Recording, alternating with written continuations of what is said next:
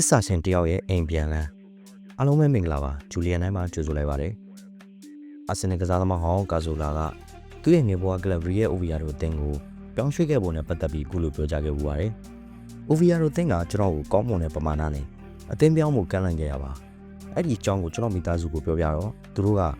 မဟုတ်ဘူးမင်းအဲ့ဒီအသင်းကိုပတ်စံရလို့မှုတကူလည်းမတော်အောင်သူတို့ကမင်းကိုအခုလိုကောင်းမွန်တဲ့ကစားသမားဖြစ်အောင်ပြောထောင်နေတာသူတို့ရဲ့အိမ်မက်ကလာလီဂါကိုတန်းတက်ဖို့ပဲမင်းဖြစ်တဲ့ OVR တို့ကိုပြန်သွားပါပြီးရင်သူတို့ကိုကူညီပေးပါအစွမ်းကိုပေးဆက်ကစားပေးပါလို့တိုက်တွန်းခဲ့ပါတယ်အဲ့ဒါနဲ့ကျွန်တော်လည်းကျွန်တော်အေဂျင့်ကိုယာတွင်းချင်းပဲခေါ်ပြီးငါ့ကိုခေါ်ဖို့သူတို့ပတ်စံအများကြီးပေးစီရမလို့လာစာကိုလည်းအတင်းရဲ့အနည်းဆုံးပမာဏကိုပဲငါယူမယ်နောက်ပြီးဂျာစီရောင်းငွေရဲ့10ရာခိုင်နှုန်းကိုအကယ်ဒမီအသင်းကိုလူတန်းမယ်လို့ပြောခဲ့ပါတယ်ကျွန်တော်အေဂျင့်ကအန်အောနေပေမဲ့